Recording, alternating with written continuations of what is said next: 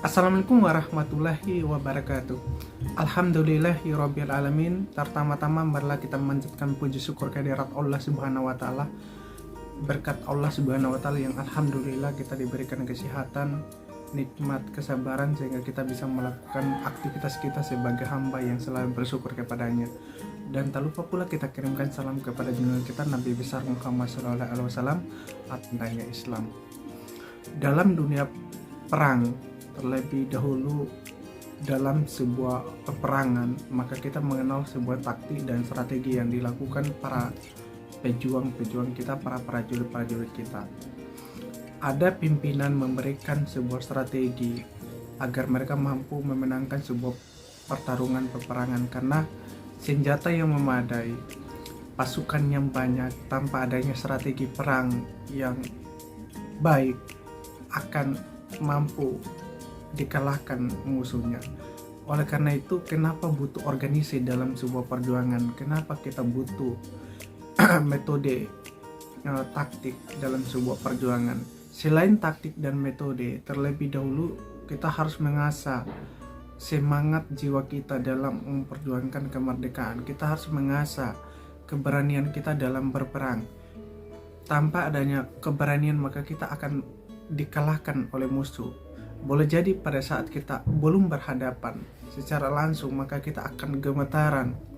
Bagaimana bisa sebuah taktik yang telah diajarkan oleh pimpinan kita dengan baik tanpa adanya keberanian, maka yakinlah sebuah taktik itu tidak akan berguna dan tidak akan berjalan dengan baik. Oleh karena itu, taktik harus sejalan dengan keberanian, karena tanpa adanya kolaborasi hal itu tidak akan berjalan dengan baik dalam sebuah peperangan untuk memenangkan sebuah peperangan di medan perang. Tidak bisa kita pungkiri bahwa dalam sebuah perjuangan yang dilakukan para pejuang-pejuang kita, salah satunya itu adalah Jenderal Besar Sudirman. Dia membuat sebuah taktik yang begitu berlian, tak lain adalah taktik perang Gerdian. Karena ia telah mengamati betapa jumlah pasukannya minim dan betapa kelengkapan perangnya untuk melawan penjajah tidak memadai. Pada akhirnya ia menggunakan sebuah strategi, yaitu perang Gerdian, yang dimana mereka mengamati medan perang, medan yang digunakan untuk menyerang musuh. Ketika mereka menguasai medan, maka dengan mudahnya mereka melakukan penyerangan. Dan ketika musuh itu menyerang balik dengan jumlah pasukan yang lebih besar daripada mereka, maka mereka akan bisa lari, kemudian mencari posisi semula, kemudian setelah mereka mundur lalu membuat sebuah strategi baru lagi untuk melakukan penyerangan berikutnya.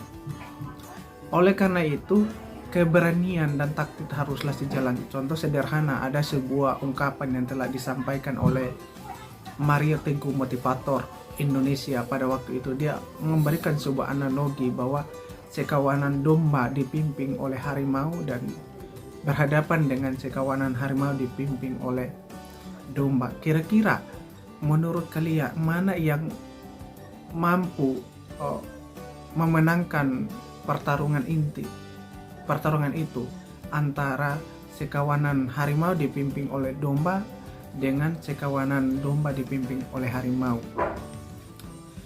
Setiap perkumpulan dalam sebuah prajurit, salah satu yang menentukan menangnya sebuah peperangan itu salah satunya itu adalah ketua atau pimpinan dalam prajurit itu, karena prajurit akan mengikuti apa yang diinstruksikan oleh ketuanya. Prajurit akan mengikuti apa yang dibuat, apa yang ditaktisi oleh ketuanya. Jikalau ketuanya tidak mempunyai keberanian dalam berperang, maka yakinlah bagaimana bisa meyakinkan prajuritnya sedangkan pimpinannya tidak yakin untuk memenangkan pertarungan atau peperangan itu.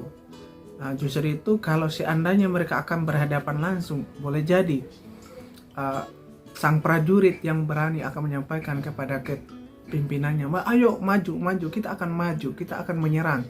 Tapi karena pimpinannya ada seekor domba yang tidak mempunyai kualitas keberanian yang tinggi, maka dia akan mengatakan kepada prajuritnya, jangan, pasti kita akan kalah, kita akan kalah. Padahal secara jumlah prajurit, mereka lebih banyak harimaunya daripada dombanya.